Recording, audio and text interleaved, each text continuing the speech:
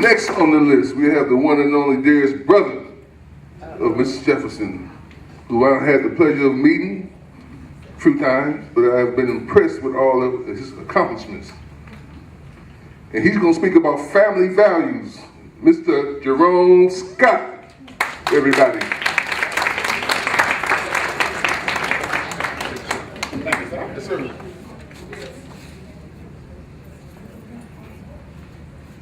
Well, now I got the mic and I get to say what I want without being interrupted. I'm getting your lost room. I don't know if I have a room left. I see all these reservations. Well, when I collect my thoughts, I'm going to ask my better half to step up here, because I know she has some thoughts to say about my wonderful sister. And then after she said a few nice things, I'm going to tell her like it is. Well, you know I have the utmost respect. She's just like a sister, so, you know, so many things have happened, you know, in our family, and we've been up through ups and downs, and that's what make us grow. But Jan was easy for, you know, for me to just latch on to, and I think we just kind of think alike. When we go out of town, a lot of times we're shopping, you know, for like the condos, and we be on one side of the grocery store, and I'll be on the other side, and we got the opposite of what we need. So it's like one of everything.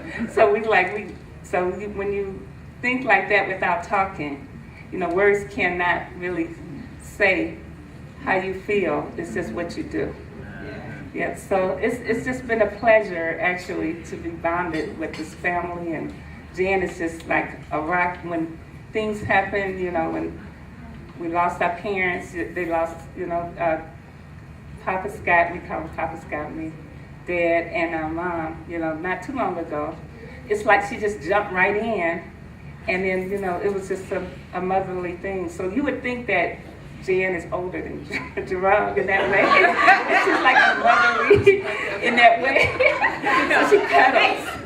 And so it's just so many good things that's happened. And, you know, through Jan, she has so many loving friends. And I got a chance to be fortunate enough to become your friends because of Jan and Jerome.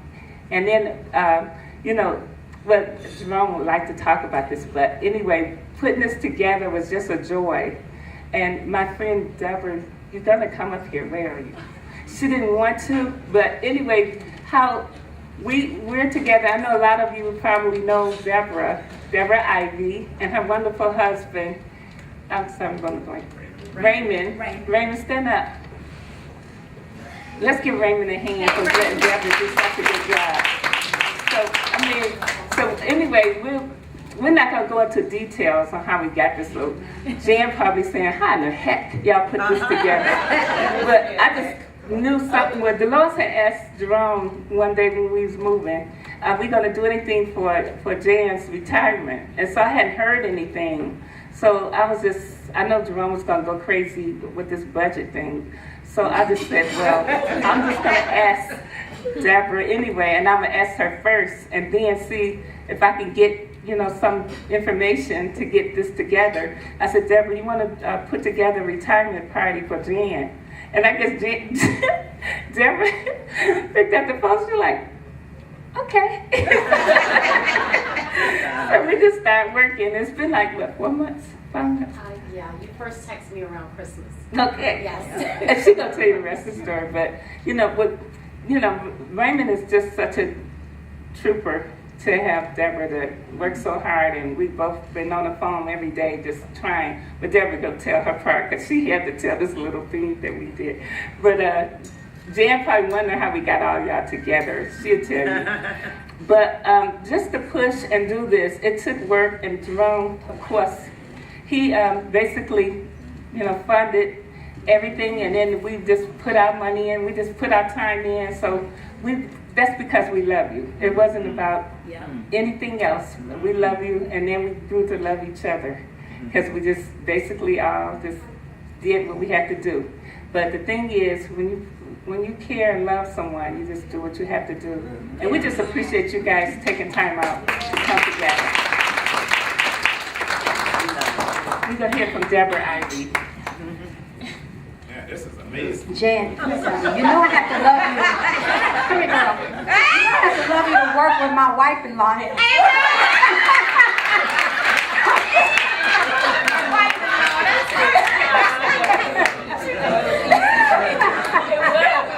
No, but you know, it was just a no-brainer.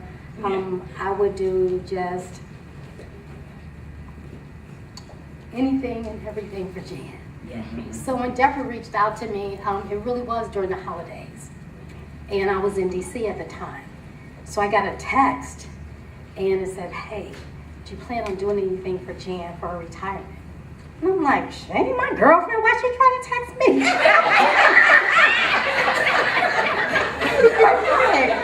What is this? And I'm like, Deborah. But then, you know, it's been really tough because I couldn't, normally I would talk to Jan about this, but I couldn't talk to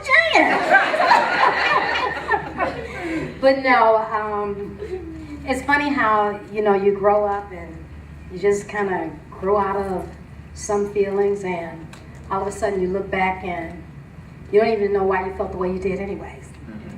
But I know that I love Janet Scott. That's right. And so when Deborah asked me to help, of course it was a no-brainer. So Deborah and I have been, this is really funny, met for dinner one day. Here we are sharing a dessert together. I was like, girl, what is it? Right, get it together. Yeah, so I have actually spent more time talking to Deborah than I have Jan over the last 6 months. And, you know, she's sweet. I can certainly see why Jerome would be with her. They make such a great pair. Just like everybody loves Raymond. That's why we make a good pair. But no, it was fun. I had nothing but fun, you know, working with Deborah on it. We collaborated, and it was amazing how one would think of something, and when we would say it to the other one, she was like, "Oh yeah, that's what I was thinking about." I'm like, "Oh no, we ain't thinking alike." I'm like, "We will not have that." But no, it was fun. I am so very happy for you. Can't wait to visit you in your new home, in your new environment. I know you will be happy because you always make sure that you are. Amen. Happiness just follows you because that's the kind of spirit that you have. That's right.